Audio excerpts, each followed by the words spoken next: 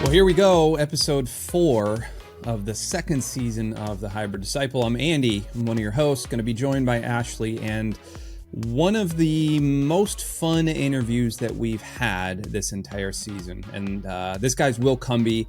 Will is all over the place. He is a blogger, speaker, teacher, mentor, faith and fitness guru. The dude is rocking Instagram right now. He is slowly getting into TikTok, which I'm sure is going to be an amazing, amazing thing as well.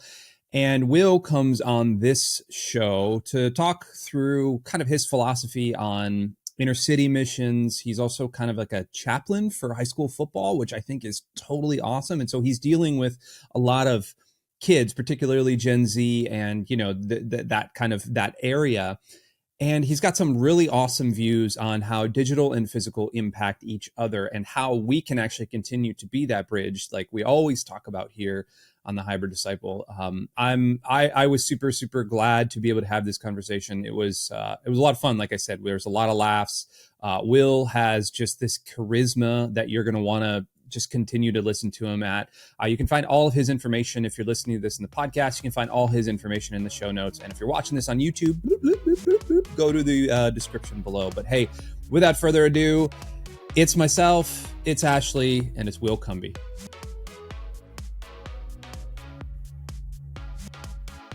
Well, we're back with yet another episode of The Hybrid Disciple. Actually, full disclosure, kind of peek behind the curtain. This is Ashley's second and our episode today. We're crushing through a couple of interviews. We're super excited and super pumped for the new year. Ashley, also a peek behind the curtain. She's been like doing all the booking. She's turned into like a talent booker. She's like turned into our creative agency. So if you want to book her, all her information is going to be in the show notes as well. She's our CAA rep, but we got Will Cumby on the podcast today. And Will, we're super, super, super excited to have you here. If you could, for the Hybrid Disciple-ites out there, who are you and like what are you doing in this world and why are you attached to so many awesome things like UIWI and Field Network and all these other things? Like what's been going on with you? Well, you know, I was going to come up with something really snarky, but the truth is the way that I got into all this is I'm the National Field Networks Director for the Urban Youth Workers Institute. And it is one of the most powerful engines for getting the gospel into urban communities, I believe, today. And so I have the awesome opportunity to serve as the National Network Director. So what I do is I help to network urban leaders in 10 different cities across the nation from New York to California. I love God. I was youth pastor, full-time youth pastor for 21 years.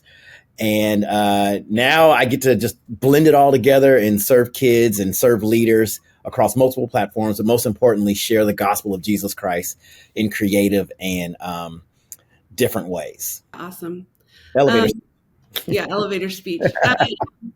And that's, I have such a huge soft spot for UIWI because 12, which is the digital church that we launched, it's a digital hybrid, meaning we do a lot of in-person events and like outreach opportunities, et cetera. But it's very urban focused. And, you know, so many of the ministry dollars go to suburban, which doesn't logically make any kind of sense since like 85% of the country lives in urban metro plexes. So UIWI, I love UIWI. And I was really excited to have you on because I think that you have a really unique vantage point of one, having worked with young people for many, many years and being able to kind of see the genesis of social media being used as a community builder. Because I think initially social media was like just a dope place to post pictures, but now like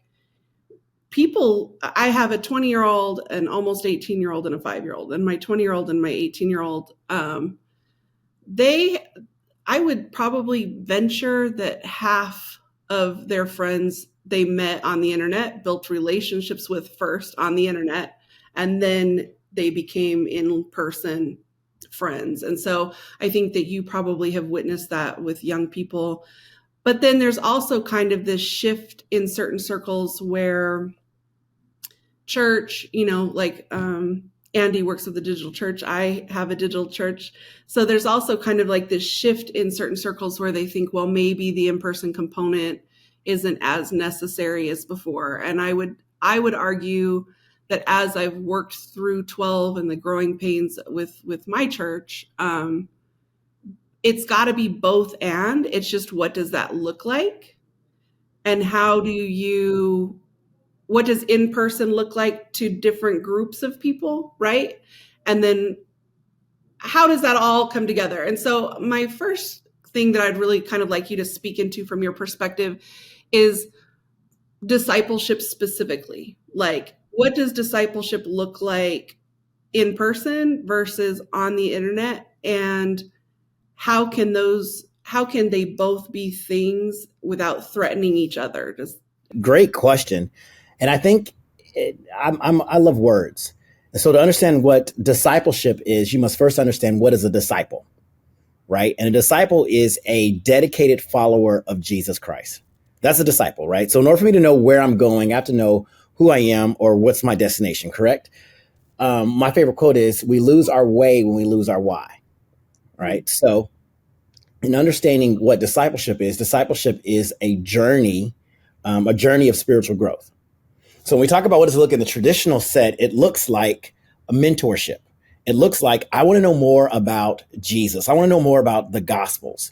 When Jesus met the fisherman, he said, hey, come with me. I'll make you fishers of men, right? They became his disciples. And in their walk with Jesus, they began to learn more about who he was, what he was doing, and their next stage of life. In the digital frame of that, it is, hey, I want to show you what this Christ-like walk is, or I want to show you, because I believe you can disciple people in a lot of different things. But for the sake of what we're talking about in this understanding of discipleship, when it comes to understanding God and this Christ walk, it's, I want to mentor you through this. Here's the thing that I think we've got to understand is that in either the digital or the physical space, it has to be intentional. It's not just, hey, like some people, and I don't want to call anyone out because I really can't think of it. I'm just going to throw a bunch of stuff out there on the internet and let's see what works, right?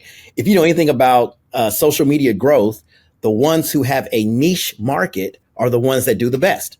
So we talk about discipleship is saying, I'm going to be intentional about teaching you about these aspects of walking with Jesus so that not only you understand more about it, but you grow in your faith and want to share it with others. Now, I'll keep talking forever, but stop me. No, that's good. I on Hybrid's Instagram, I posted, there was a conversation between Francis Chan, who to me is like, the primo guy whenever it comes to discipleship and understanding discipleship and explaining discipleship to other people, and another pastor that I honestly don't know his name. But one of the things that it talked about is how, can you really say that you yourself are a disciple of Christ if you are not making disciples? And I think that that's an interesting question, speaking to intentionality, because if you are intentionally following Christ, right, and you're intentionally patterning your life after Christ, and he was consistently making disciples, then I think that that's an interesting question, because what they were saying was that if you are not making disciples and you're not actively in that pursuit, then you probably need to do an internal check, because there's probably something that isn't healthy in your spiritual body, right? Like what's going on with you.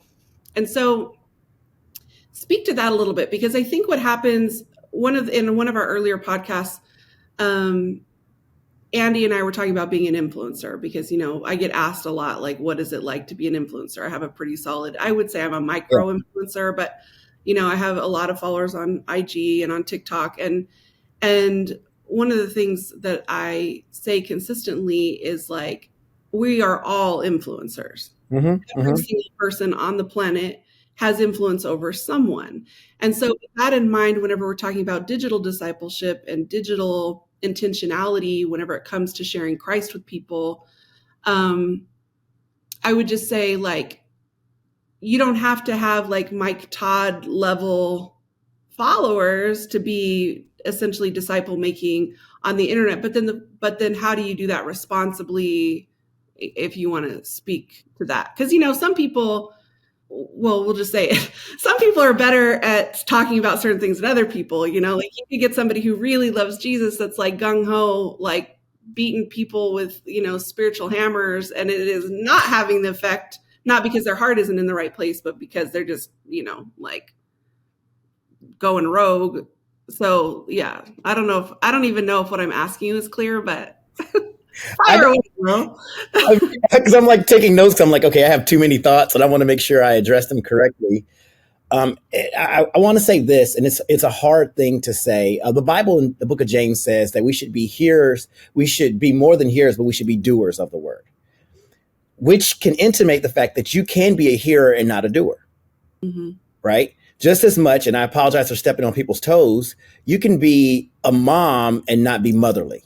You can be a person that's submitted to helping to create a child as a man, but not do the fatherly things. So I think it is possible to say, hey, I'm a disciple. I follow Jesus Christ. But am I doing the work of someone who is a follower of Jesus Christ? And that comes with the intimacy of being like, hey, I love this so much that I need to share it. But maybe the challenge is I don't know how. The thing about being a disciple is about community. Everything that God was doing, everything God did through Jesus was about community. If you go back to the book of Genesis, he says, it's not good that man should be alone. And we have perverted that scripture to think it only means I need a boo. I got to have me a boyfriend, a girlfriend, a husband, or and it's like, no, what he says, if you look all the way through scripture, Paul and Timothy, Elijah and Elisha, you look several things over, Mary, it talks about community and partnership. And so we talk about discipleship and saying, hey, listen, I need you to walk with me. I want to show you some things that I've been through so that here's the truth. Experience is the greatest teacher, but you don't have to be the one to experience it. Right. But if I'm in a community where it's like, hey, listen, let me show you where I slipped and fail. The problem is that we spend more time looking at where we fail than where we slipped. Right. We spend more time like, oh, I fail here. But no, let's look back at what caused me to slip. And you find that in community. Here's what happens when we are only doing the work to learn about Jesus, but not share it is this. I said this at my church the other day, is that if you are the only person giving yourself advice, you're always going to be right and you're probably wrong. The thing about discipleship and community is they'll tell you, hey, that sounds really good. But if you say a lie long enough, you'll start believing it yourself. And you'll start saying things like, oh, well, yeah, I never.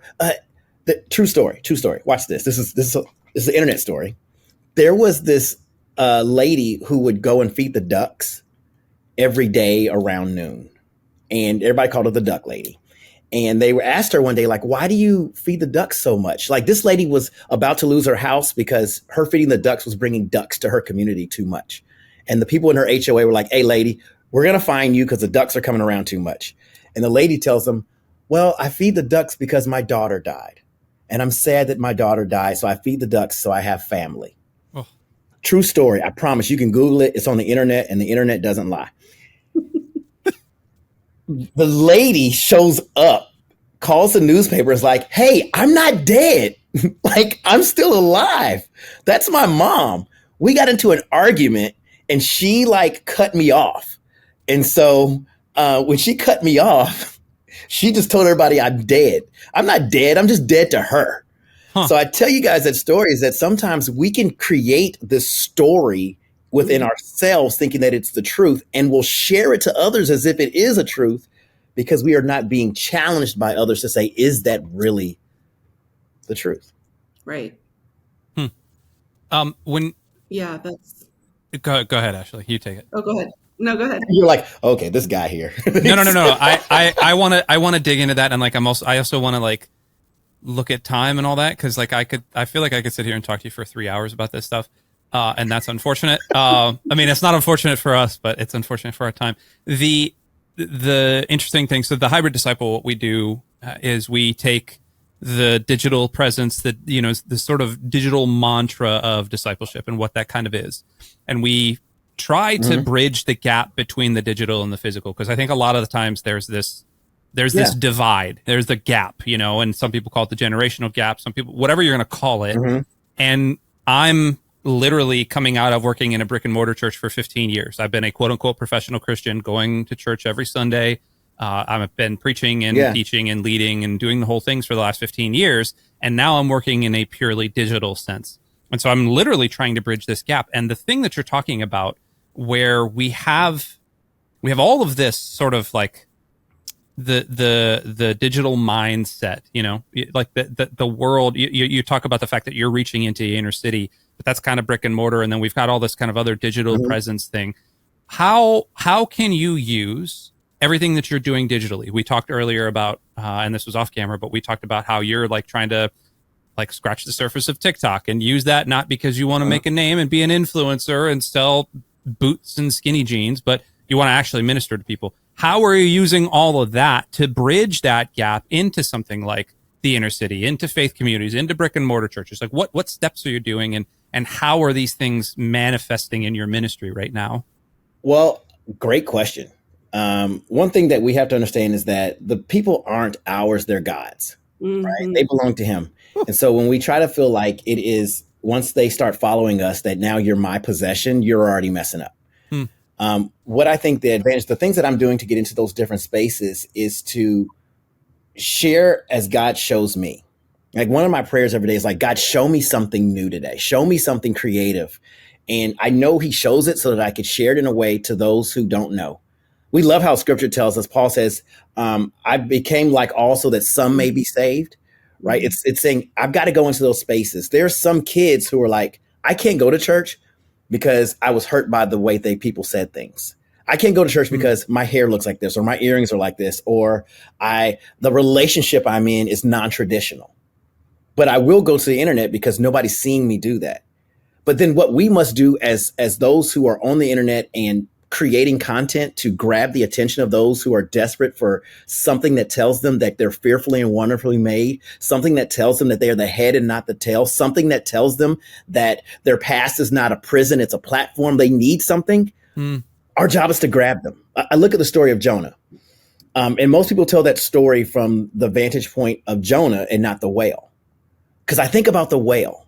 What the whale did was it held Jonah long enough for Jonah to find God and say, I need you. And then what'd the whale do? The whale didn't be like, well, now that you found him with me, you're mine. I'm going to hold you forever. Really, I have never in my entire church career, which is since I was born, ever heard that. Yeah. Right. So what did he do? After he prayed, he was like, all right, bro, boom, I'm gonna spit you out. But he didn't spit him out anywhere, because as people who are disciples, who grab people who are looking for a better way and teaching them how to walk with Christ, we don't go, hey, you got it? Deuces. We're like, hey, listen, there are some places that I believe you can continue to grow in your faith. I've taken you as far as I can. And if you continue to rock with me, God bless it. But at the end of the day, true leadership is leading with an open hand, because they're not ours anyway. Yeah, that's what I do. I try and get into spaces where kids can say, hey, story of Haggai. She told God, you are the God who sees me. You know what we ultimately want, whether you're on TikTok, Instagram, mega church, minor church, school lunch, FCA, we want to be seen. We want to find spaces where people go, hey, I get it. You're like me. We should all be whales. That's what you're saying. Like, just let's all be whales. We should be whales. Yeah, let's just all. I'm going to lunch when we leave here. Yeah, we just spit disciples everywhere. That's it. I saw it as a giant catfish, but whatever. Yeah, whatever. It's all the same. Something else that Andy and I have talked about on other episodes is just the territorialism in the body of Christ. Yes, my and God. How we have this thought, and I think, and we had a whole episode on it actually, where we're talking about how, as content creators, we'll be like, well, that's my person. Like, they followed me, and there will be people that get snarky if your followers like add another. There's like this weird tension, and it happens even with brick and mortar church. And I'm a Southern Baptist church kid, like my whole grown up time. Then me and God had a split, and then I came back. But the it's like, well, those people on that side of the street are Southern Baptist of first generation, blah, blah, blah. And the people on this side of the street are, First United Methodist. Da, da, da. We're not going to go over there and help them. And having this understanding, I think that the digital concept of discipleship really kind of roots in, I can speak to a group of people that neither one of you could ever reach. Mm-hmm. And you guys can speak to groups of people that I could never reach. And instead of looking at that as like a threatening thing, if somebody hits me up and is like, I am a total gamer and I'm not a gamer. I play Madden with my son just because it's a good way for us to have a conversation. That's the only video game I play. I could kick your butt. Let's go. But that's the only video game I play. I cannot play any other, like you put me in front of Mario Kart, I'm out. Like I get seasick. It's just not my thing. But I can say, hey, like there's Andy and Let's Church and like go check them out because they're all about that. Like they can totally identify. So yeah, I think that that's absolutely, I think what you're saying about getting people and seeing them, sometimes I think it's about recognizing who you can see, right? Man, and online to me is for the mega church, for the minor church, for the church that's just inching into digital media, online is the appetizer. It's what grabs people to go, hey, what is that? What are y'all doing? Right? And then what happens after that? That's the entree, right? But our job there in that online space is people are hungry and they're searching. The pandemic pushed people into private areas where they were like, I want to see church differently. And my good friend said, deconstruction is not denouncing their faith. They're just asking more questions. Mm-hmm.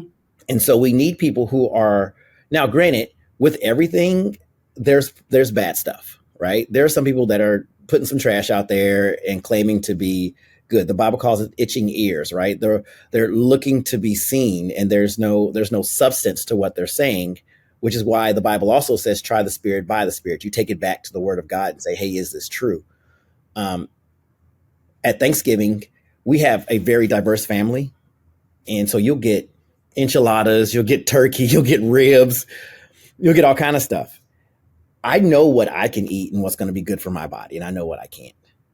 And that's the internet. Like there's everything. And you're going to be like, oh, yeah, that wasn't me. But that doesn't mean that God is bad. That meant that what they were serving wasn't good for you. So you go and then appetizer say, okay, now where can I get more of this? And as digital creators, it's to say, hey, you got to know this God. And I want you to find a place you can go. Some people, online church is the best thing ever for them. That's good. That's great. And I encourage you to find space in that community where you can be encouraged and be edified and be challenged. We were never meant to do this alone. And how you find God is important, but it's after you find him, what will you do next? I literally just got out of, right before this interview, I was in a small group with Lux, the church I'm working for, and the small group is made up of people literally all over the world. So we've got somebody in Pittsburgh who was driving home from a job that he kind of likes. He's a cable puller, the union guy, super cool dude. He was driving home over the bridges. It's great. We have a youth pastor from Tennessee who is technically the quote unquote leader of the group. We had myself, who's in Tampa. We had somebody in Wisconsin who is like having a snow day because they've had like a million years of snow days. We had who else? We had a high functioning autistic guy from North Carolina, and then we had somebody joining in from London who is in that group like all the time. That's her small group, and all of these people will tell you that the reason they joined this small group is because they're getting edification, they're getting response, they're getting growth, they're getting all of the things that a church should be doing in a digital capacity. And outside of the youth pastor, none of them go. I mean, they go to a physical church, but they don't call that church their home. Yeah. They call Lux their home.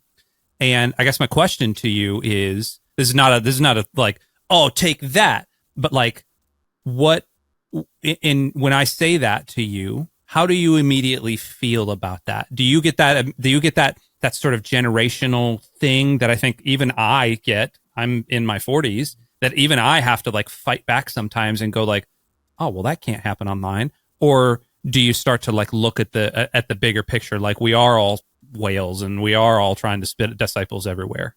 Well, here's the thing. I think that those online spaces are good for finding community.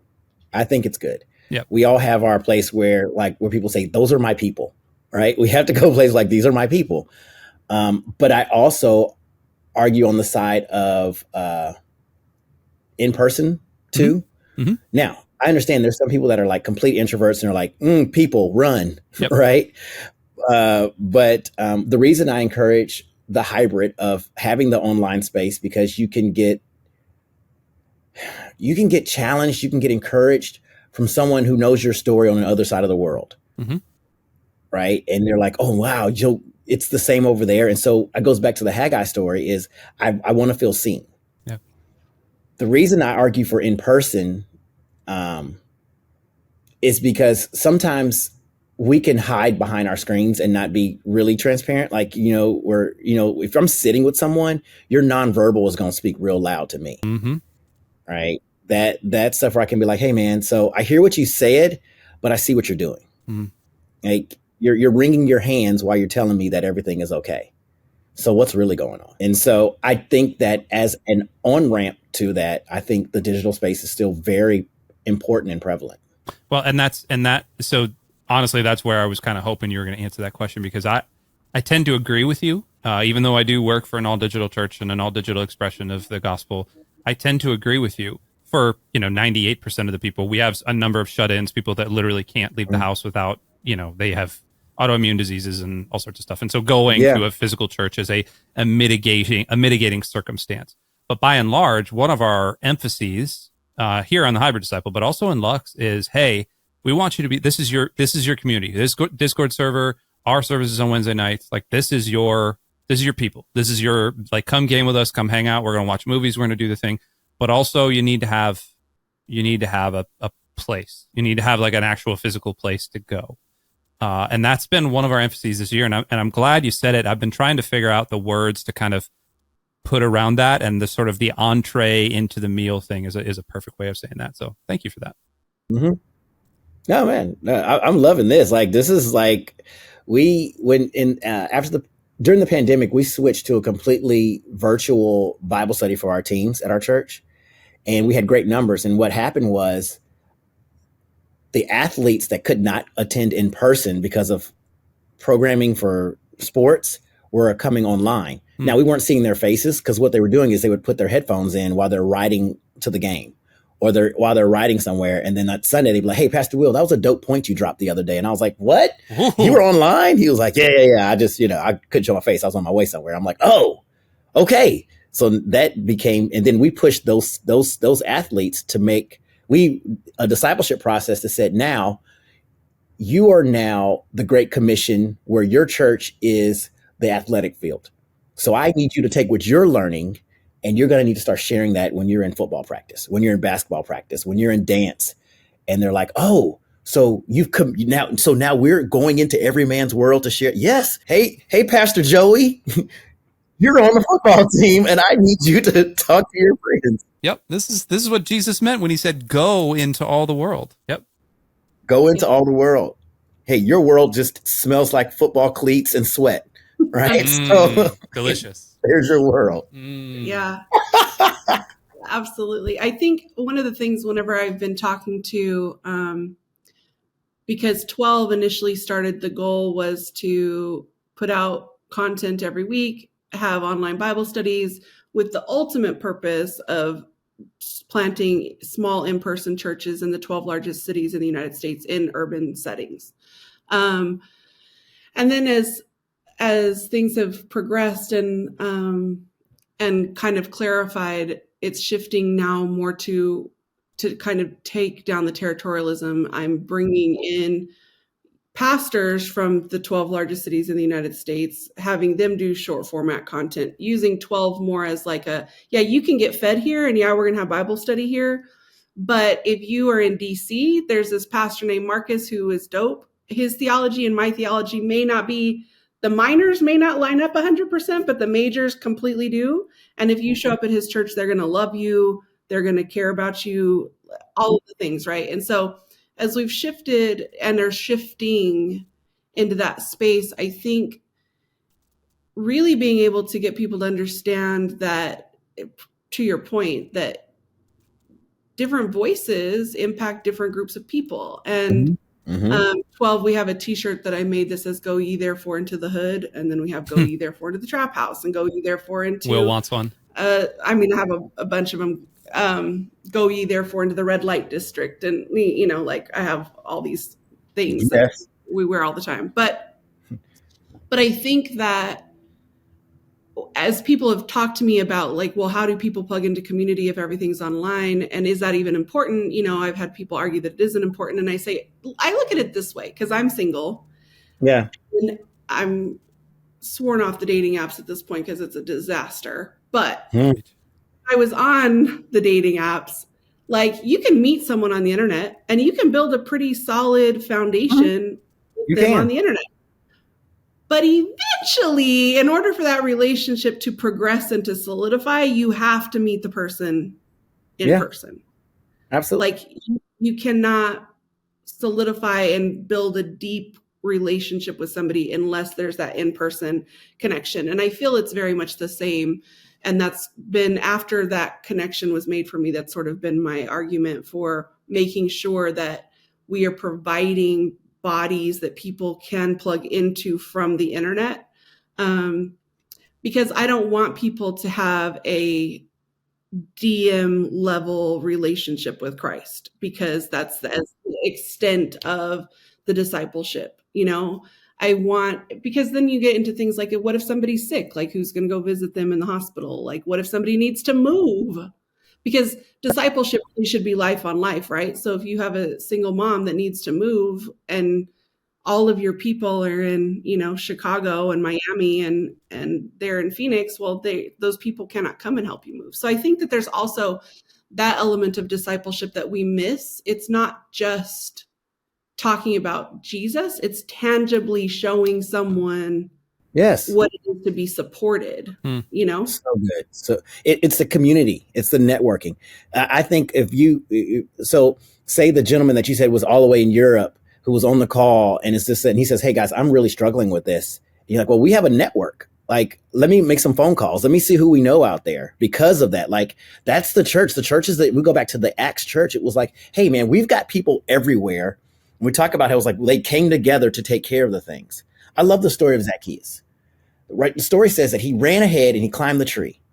Right. And so he's looking at Jesus from a distance. And some people are like that. They're like, "Hey, man, listen, my stuff is not right. I can't do it with people. So I'm going to go hang out up here in this tree. I'm going to catch him from a distance." Right. That's the distance learner. And then all of a sudden, Jesus is like, "Hey, I see you. I want to come to your house." It goes back to Emmanuel, God with us. He's like, I need FaceTime with you, my friend. And then after we have this FaceTime, let's build some more community. Let's put some people around you. But if it's okay if you got to see me from here, so you can see I'm not coming in to wreck your life, but I do kind of want to rearrange some things so that you can go forward in the direction that I created even before the foundations of the world. I love the fact that you guys do this, because I think of so many kids and so many adults who, like you said, it might be an autoimmune thing. It might be, "Hey, I'm just an introvert, like on 10. Like, it's just, I've been hurt by the church. I'm taken aback by all the colors and the smoke. Like, it's too much, but I know I need this God guy. I need this." And what you're doing is you're sharing with them and giving them light and saying, like, "Hey man, let me explain this to you. This is what this looks like. Here's what to expect." And there's some places you can go. I've been to some churches and I know this is a good one for you. You should go check this out. I know them. And it continues to create that on-ramp where the pandemic has pushed people to say, "I just don't trust church anymore." And you're like, "Cool, but let me tell you that God is still good." Right. And we can find a church that you can trust. Yeah, absolutely. So we're headed toward the end of our time, but if there was if a church, for instance, regardless of size, hasn't really dived into anything online outside of just repurposing their messages, which, there's got to be a place to start. But outside of just, live streaming their Sunday morning service and then re-airing it again, maybe on a different platform or whatever, what would you advise them to do in addition to that? That's a little bit more, I guess, doesn't feel as mass, I guess I would say, because I feel like the content that performs really well is usually short format, like bite-sized messages that people can really grasp onto very, very quickly. So if there was a church, if, a pastor of some church somewhere is listening and is like, well, yeah, we have our long format Sunday morning services that we air. What should I do next that's going to be the most impactful to not only the audience that we have, but also growing the audience? What would your advice be? Well, a couple things. I'll start by saying this. My good friend Alex says, any box you stay in too long will become a coffin, right? And the reason that church doors are closing is because church minds have closed. So I encourage those pastors who are saying, hey, I'm willing to at least try to do something. God bless you. The second thing that I would say is do what you can until you can do what you want. So don't think that you have to be this Adobe aficionado and know how to use CapCut to the 10th degree and can go in and do all these crazy graphics and like run Canva. Like, it's okay if you can't do that. Do what you can until you can do what you want. Because the reality is, if they're following you, they liked you before you started doing all that other stuff. And at this moment, here's something. My word for 2024 is confidence. And the reason I say that is right now, for those churches who are like, I'm not sure if it's perfect yet, now is when you will have the least amount of followers ever. So make mistakes now so that you can get perfect later. Like if you're like, oh, it's got to be perfect, dude.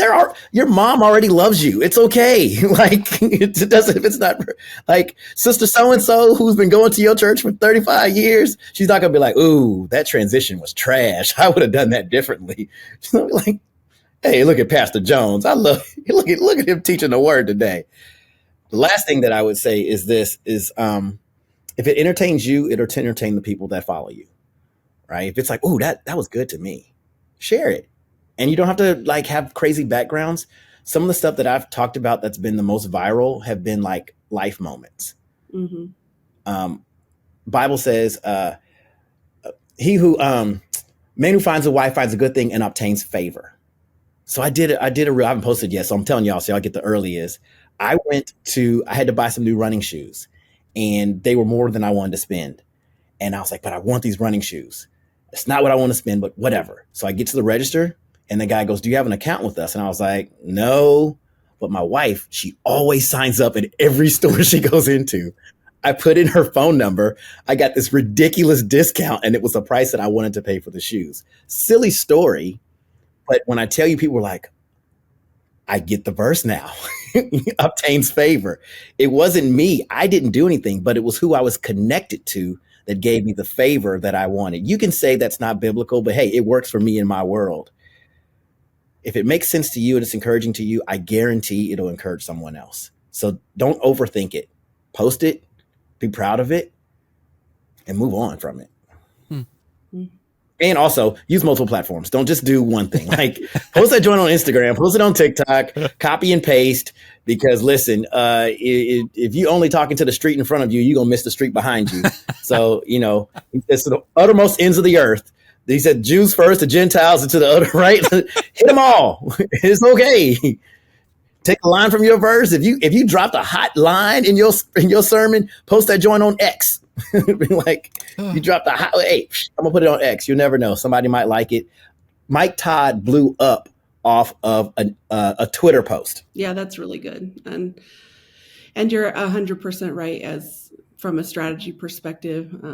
And for anyone listening that doesn't know, that's what I do for a living is social media strategy. And so he's 100% right. Like, film it on your phone. Don't film it in the app so you don't have the metadata. Film it on your phone first, then post it on all the different places. Because if you film it in Instagram, download it and upload it on TikTok, TikTok can tell that it came from Instagram. It doesn't like it. So then it'll diminish your views. But if you just film it on your phone first and then upload it on all the platforms, like, that's 100% accurate. So do what you can until you can do what you want.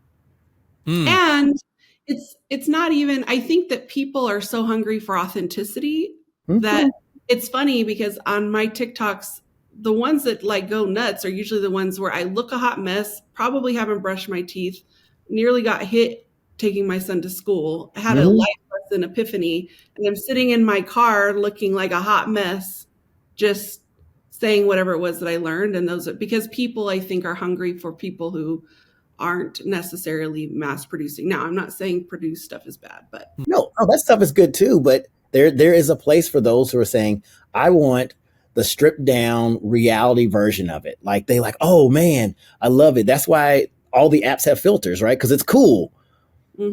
There's just something about, like, some of my best meals are just salt and pepper on them.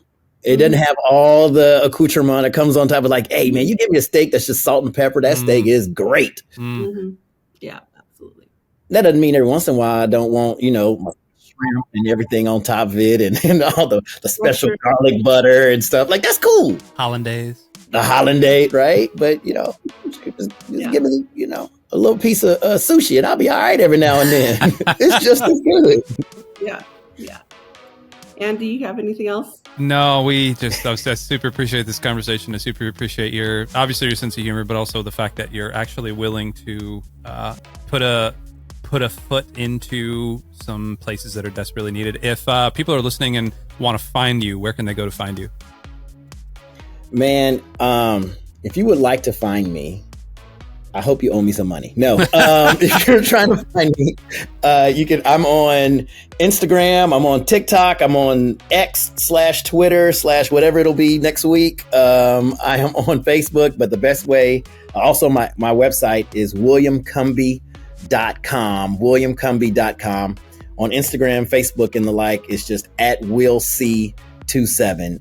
@will, the letter C, 27. Fun story. I thought I wanted to be Will C one day, and everybody was like, well, then you'll never get there. You need to change your name. And so I came up with Will C 27, which I don't think is any better, but I'm rocking with it. Will C 27.